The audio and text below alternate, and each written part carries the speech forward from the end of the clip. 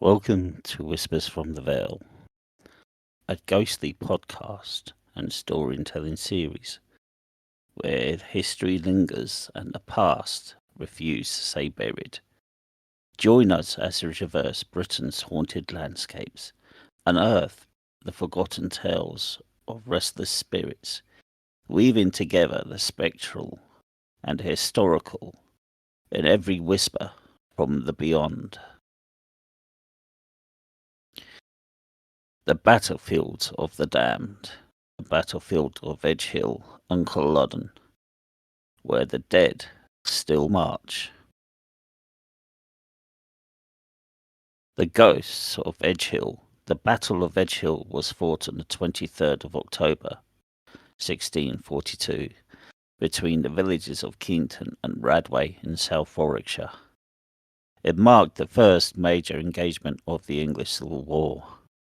By that time, Charles I had gathered an army around 11,000 foot soldiers, 3,000 cavalry, and 1,000 dragoons.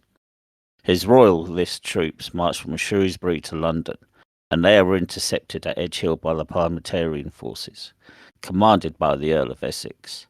The Parliamentarians likely outnumbered the royalists. The battle lasted 3 hours. Both sides suffered heavy casualties. More than 1,000 men were killed outright and another 3,000 wounded. Many of them likely died due to poor sanitation. As dusk approached, the Parliamentarians withdrew to Warwick, but the Royalists failed to capitalise on their position and advance on London. The battle ended without a decisive victor. Corpses were left to rot where they had fallen. Looters stripped the bodies for clothing, weapons, and coin, with either side claiming victory. The field was abandoned to the dead. But that was not the end. Just before Christmas 1642, a group of shepherds near Keenton witnessed something extraordinary. As midnight struck, they heard distant drums and the groans of dying men. Suddenly a phantom army appeared in the sky above Edgehill. Trumpets blared and the cavalry charged and muskets fired. Before them, ghostly soldiers clashed in reenactment of the very battle that bloodied the land just weeks earlier. Terrified, the shepherds ran to Keenton. They aroused the local justice of the peace, a Mr. William Wood, and the parish minister, a Samuel Marshall. The next night, on Christmas night, both men witnessed the same ghostly scene for themselves. It was so vivid that they recognized the colours and the banners, and the terrible cries of war that continued for 3 hours. The apparitions returned again the following Saturday and Sunday. Then, week after week, the dead continued to fight their battle long after their bodies had decayed in the soil. Word of these events spread quickly, eventually reaching King Charles in Oxford. Intrigued, maybe perhaps alarmed, he dispatched Colonel Lewis Kirk, Captain Dudley, and Captain Wayman, and 3 other trusted gentlemen to investigate this site. The King's commissioners arrived and waited, and on that Saturday night the phantoms returned. As the ghost soldiers passed, the commissioners recognised fallen comrades and enemies alike. Among them was Sir Edmund Verney, the King's own standard-bearer. Verney had famously refused to surrender the royal standard at Edgehill. Surrounded by the enemy's forces, he declared, "My life is my own, but the standard is the King's. I cannot surrender it." They killed him where he stood. Even in death, his grip held the standard firm. The Roundheads had to hack his hand off to remove it. When the Royalists later recovered the banner, his hand was still attached to the banner. His body was never found. Only the hand was returned for burial. And since then, the ghost of a dark-haired man had been seen wandering the battlefield, searching, some believe, for his missing body. Another figure haunts the slopes of Edgehill.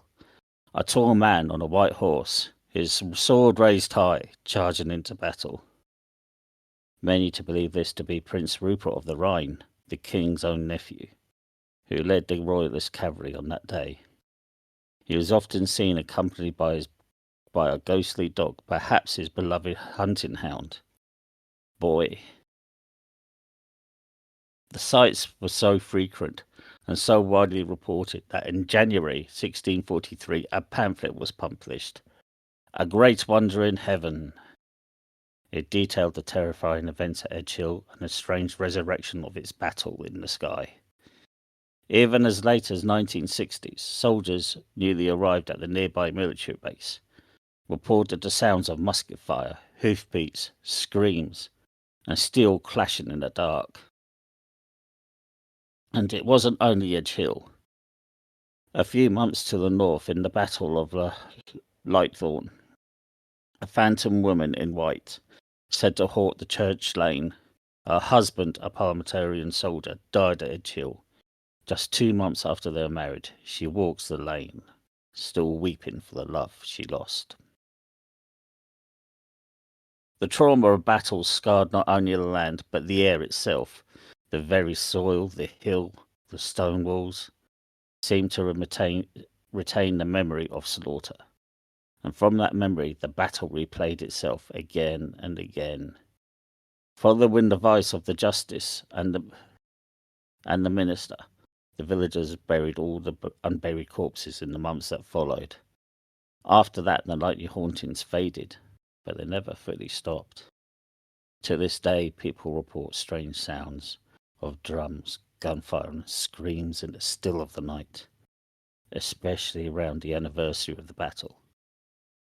Edgehill remains the only haunting in British history officially recognised by the Public Record Office, thanks to the King's Own Commission.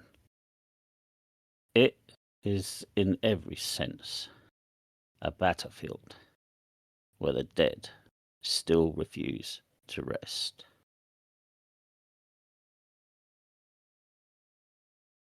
Now for part 2, The Haunting of Culloden Moor. Drummossy Moor, is better known as Culloden Moor, is a place where the wind never rests. A cold, desolate and unyielding, it bears the weight of history of every gust. Here on the 16th of April 1746, the last pitched battle on British soil was fought, but if stories are to be believed, this battle has truly never ended. Battle of Culloden marked the death knell of the Jacobite Rising of 1745. Its leader, Bonnie Prince Charlie, the Young Pretender, led the Jacobite army. This battle was more than a military defeat. It was the end of an era, the end of the Highland way of life, and the end of a dream.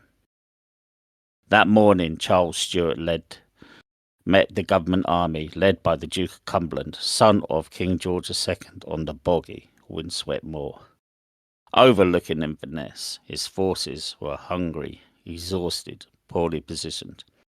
Numbered at just 6,000, the government troops stood 9,000 strong, and they were well rested and well armed, and they were supported by heavy artillery. Charles Stuart was warned not to fight here. He chose to ignore every counsel. The battle began with thunder. Cumberland's artillery tore through the Jacobite ranks, hour after hour. Smoke billowed towards the Highlanders, obscuring their view, choking them. Still they waited. Charles did not give the order to charge. When the order to charge finally came, it was too late. The redcoats switched to grapeshot and tore the front ranks to pieces. It was only a matter of minutes. Hundreds fell. Yet the Highlanders charged. They were brave, desperate and determined.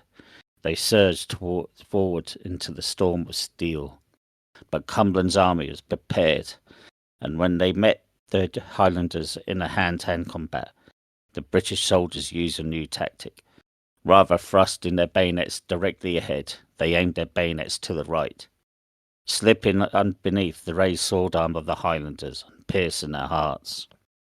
In a matter of 3 minutes, 700 Jacobites were slaughtered. The Atholl and Lochiel regiments broke the British lines, but the ground gave them no advantage. The bog swallowed their strength. By the end of the hour, 1,500 Jacobites were dead. The prince was escorted from the field. Officially, the government only lost 50 men, though some say the number was closer to 400.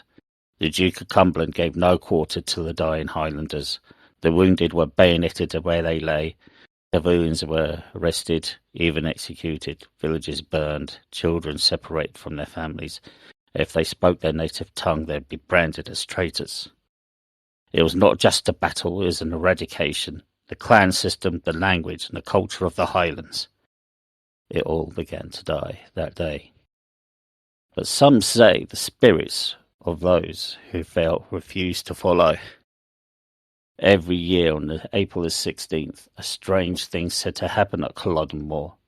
The clash of steel, the cries of the wounded, the screams of the dying. People reported seeing a tall Highlander, his face gaunt, his voice hoarse, saying one word over and over and over again. Defeated. 1936, a woman visited the moor, lifted a tartan cloth laid over one of the burial mounds. Beneath it, she saw the terrifying apparition of a dying Highlander, staring straight back at her. The birds do not sing near these mounts. Many believe the dead still rise on the anniversary. The battlefield replays itself, as time cannot forget. One particular was charged was the Well of the Dead, St. Mary's Well. It's said to be the final place of Alexander MacGillivray of Dunmanglass, leader of the clan Chatton. He and his men were some of the only few Jacobites to break through the British lines. Legend has it, as he lay dying, a small drummer boy appeared beside him, crying out for water. The wounded chief led the child to a spring before collapsing. The well still flows, but some say its water holds strange healing properties. And Culloden omens did not begin on the battlefield, they began long before. The Brehon seer, a legendary prophet in the 1600s, is said to have foretold Culloden's fate. While travelling near the moor, he fell ill and cried out, "O Drumossie, your bleak moor shall be stained with the best blood of the Highlands. Glad I shall not live to see it." Another time he warned the stream at Millburn would run red with blood for 3 days. His prophecies, once dismissed, are remembered in horror. On the eve of the battle, a chilling figure appeared to Donald Cameron, a washerwoman hunched over a stream, scrubbing blood from a white cloth. She was a dead omen, and said to appear before great loss. The loss did come. Lochiel was badly wounded, and many of his men, were killed. But there was something else. A creature seen hovering above the Jacobite army the night before the battle. The scree, the witness described as harpy-like with leathery wings, claws, and glowing red eyes. Even seasoned generals reported seeing it. It vanished before sunrise. Decades passed, and before it was seen again. The 1990s, a group on a night tour thought they saw a torn umbrella on the ground. Then it rose, stretched and hovered and disappeared in an instant. Even Diane Galban, author of the Outlander novels, once said, "Most battlefields are not haunted, but this one is." In the days of Culloden, the destruction continued. The government banned Highland dress, confiscated weapons, outlawed pipes, and Gaelic was forbidden. The hereditary power of the chieftains was dismantled, and soon the Highland clearances would follow. But not the end of sorrow, not the end of silence. But for those who walk the moor, especially on the cold April night, the air seems to whisper the truth. The fallen have never left. Now, if you like this style of content, please like and subscribe to the channel. And I thank you all for listening. Have yourselves a good night.